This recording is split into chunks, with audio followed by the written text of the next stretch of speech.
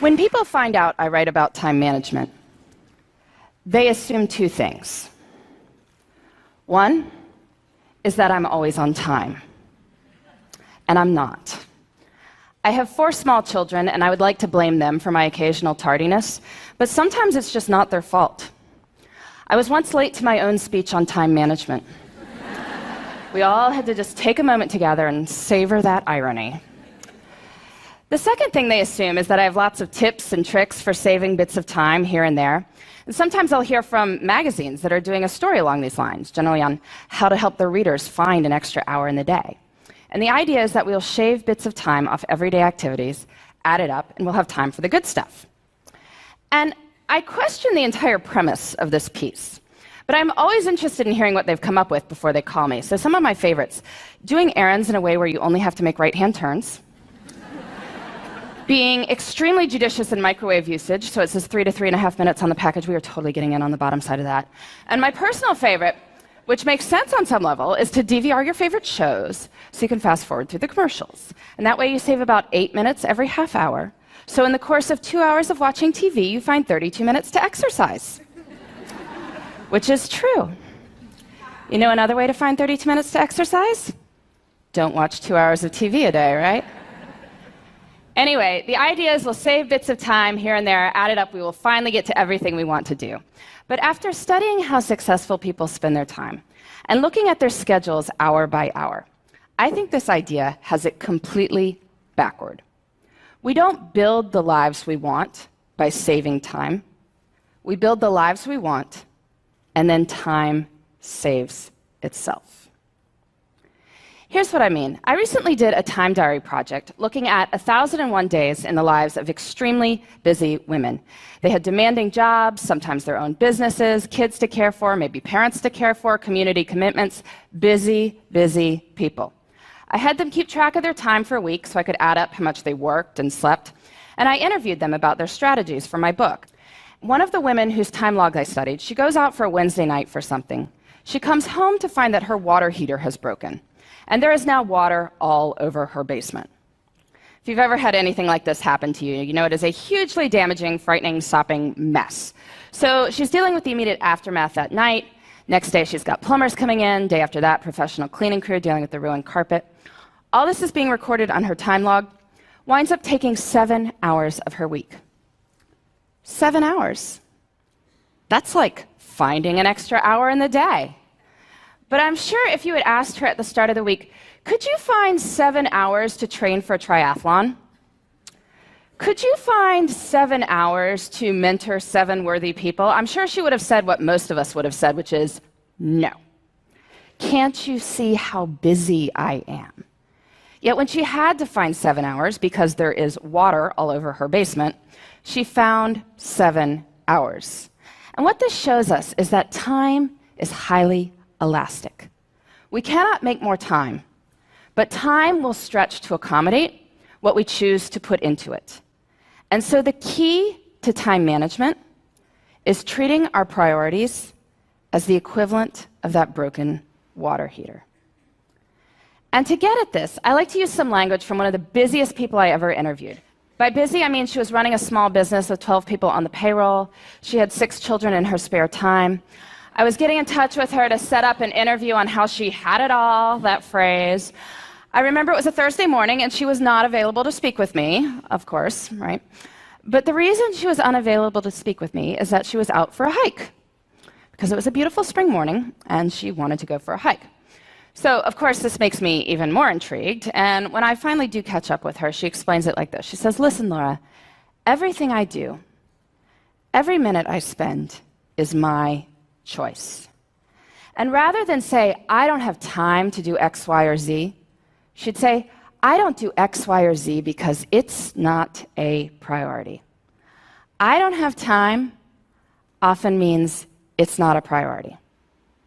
If you think about it, that's really more accurate language. I mean, I could tell you I don't have time to dust my blinds, but that's not true. If you offered to pay me $100,000 to go dust my blinds, I would get to it pretty quickly. Since that is not going to happen, I can acknowledge this is not a matter of lacking time. It's that I don't want to do it. Using this language reminds us that time is a choice. And granted, There may be horrible consequences for making different choices, I will give you that. But we are smart people, and certainly over the long run, we have the power to fill our lives with the things that deserve to be there. So how do we do that? How do we treat our priorities as the equivalent of that broken water heater? Well, first we need to figure out what they are. And I want to give you 2 strategies for thinking about this. The first, on the professional side. I'm sure many people coming up to the end of the year are giving or getting annual performance reviews. You look back over your successes over the year, your opportunities for growth. And this serves its purpose, but I find it's more effective to do this looking forward. So I want you to pretend it's the end of next year. You're giving yourself a performance review, and it has been an absolutely amazing year for you professionally. What 3 to 5 things did you do that made it so amazing? So you can write next year's performance review now. And you can do this for your personal life, too. I'm sure many of you, like me, come December, get cards that contain these folded up sheets of colored paper, on which is written what is known as the family holiday letter. Bit of a wretched genre of literature, really, going on about how amazing everyone in the household is, or even more scintillating, how busy everyone in the household is.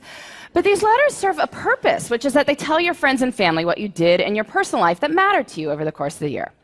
So this year's kind of done, but I want you to pretend it's the end of next year. And it has been an absolutely amazing year for you and the people you care about. What 3 to 5 things did you do that made it so amazing? So you can write next year's family holiday letter now. Don't send it.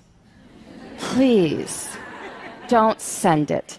But you can write it. And now between the performance review and the family holiday letter, we have a list of 6 to 10 goals we can work on in the next year.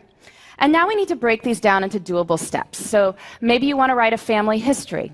Well, first you can read some other family histories, get a sense for the style. And then maybe think about the questions you want to ask your relatives, set up appointments to interview them. Or maybe you want to run a 5K. So you need to find a race and sign up, and figure out a training plan, and dig those shoes out of the back of the closet. And then, this is key, we treat our priorities as the equivalent of that broken water heater by putting them into our schedules first. And we do this by thinking through our weeks before we are in them. I find a really good time to do this is Friday afternoons. Friday afternoon is what an economist might call a low opportunity cost time. Most of us are not sitting there on Friday afternoon saying, I am excited to make progress toward my personal and professional priorities right now. But we are willing to think about what those should be.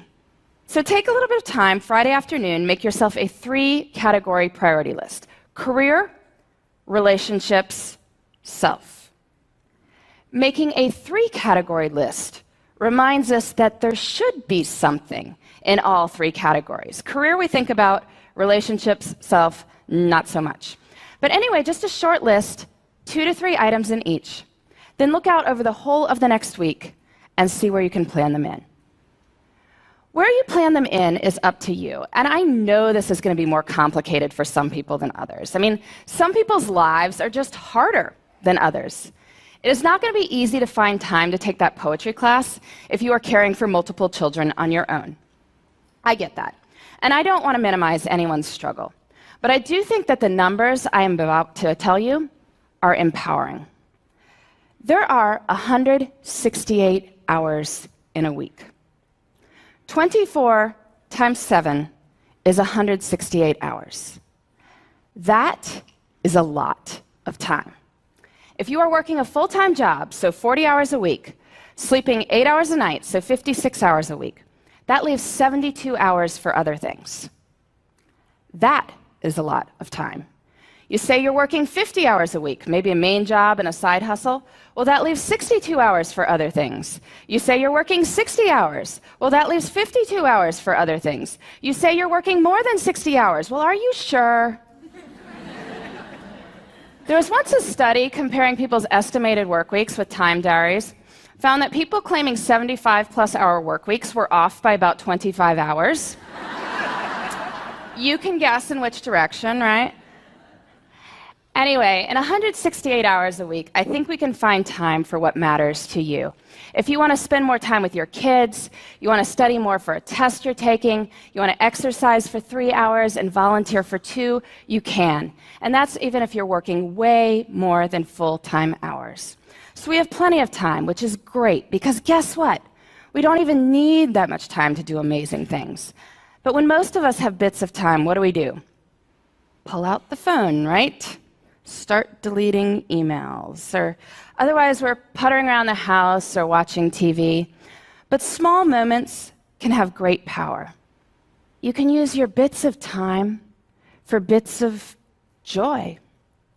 Maybe it's choosing to read something wonderful on the bus on the way to work. I know when I had a job that required 2 bus rides and a subway ride every morning, I used to go to the library on weekends to get stuff to read. Made the whole experience almost enjoyable. Breaks at work can be used for meditating or praying. If family dinner is out because of your crazy work schedule, maybe family breakfast could be a good substitute. It's about looking at the whole of one's time and seeing where the good stuff can go. I truly believe this. There is time. Even if we are busy, we have time for what matters.